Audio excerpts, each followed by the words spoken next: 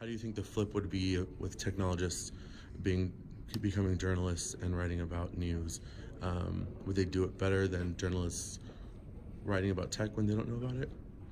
A lot to unpack in that question. So yeah, I mean, I think there's huge opportunities for technologists to be more involved in newsrooms, and I would argue even a responsibility on behalf of newsrooms to bring more domain experts into the fold and stop treating technology exclusively as a sort of consumer electronics beat, which is typically how mainstream news organizations have covered these topics.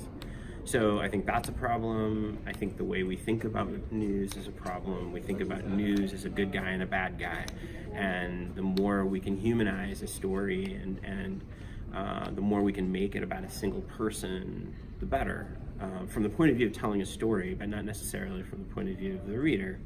So you contrast Cambridge Analytica, and you look at the principles involved, and you got great video of them bragging about all the things they can do with their with the data that they got from Facebook. But then you think about Experian, and that was a data leak that was twice the size of Cambridge Analytica, and that has a story that's been largely forgotten. Much more, I mean, you're talking about social security numbers, you're talking about the kinds of data that could lead to widespread identity theft and credit card fraud. And that story's been largely forgotten. Why?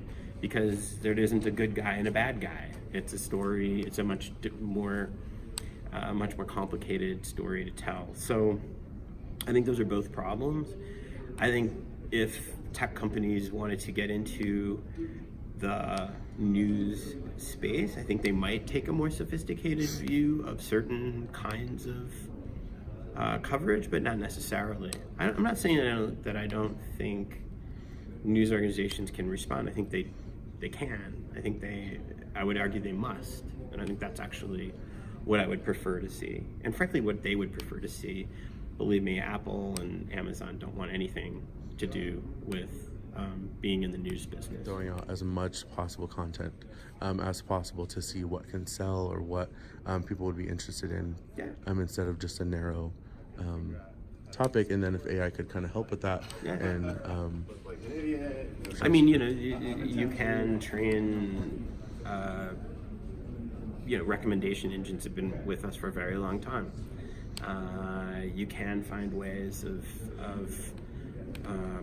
creating news products that are hyper-tuned to what you might think of as relevance. I mean, at the far end of that scale, you end up with the same problem that Facebook ended up with, which is you're recommending the kinds of content, and YouTube is struggling with right now. You end up recommending the kind of content, some pretty objectionable content, depending on what people are searching for. So personalization, I think, is a part of it, but I actually do think that there should be more direct connection between consumers and news organizations, and I think that's starting to happen because of the shift to reader revenue, subscription-based models or membership models. And as a result, I think these organizations will very quickly, if they haven't already, become much more responsive to the needs of the people. So you look at an organization like D-Correspondent, which based in the Netherlands, but now is going to launch in the U.S. in a few months. Just went through a $2.6 million crowdfunding campaign, successful crowdfunding campaign. D-Correspondent doesn't take advertising; they're entirely membership driven, and they are entirely focused on serving the information needs of the people who are supporting them. They're hyper tuned to that, and I think that's a model that news organizations can and should adopt. And then I overheard you saying you were extremely excited about markup. Yep. And is that kind of the model that they're going to move towards also? Is that why It's a little unclear. That's not exactly why I'm excited about the markup. I'm excited about the markup because the markup is the first news organization of its kind that is going to approach covering the issues such as the ones we were talking about today with the level and sophistication that, say, a ProPublica approaches investigative reporting. They're going to be they're already hiring people who have very non-traditional backgrounds. For like most news organizations, they're hiring data scientists and coders, and I mean they are hiring people into very high-profile roles who wouldn't necessarily be heavily recruited or even necessarily welcome in similar roles in most traditional news organizations.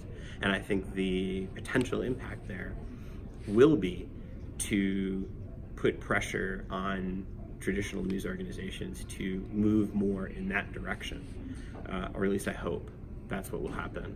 I hope that will be the impact of the markup, because they'll get stories that no one else is, flat out. It's kind of like how TechCrunch recently broke that story about Apple, and the way they told that story.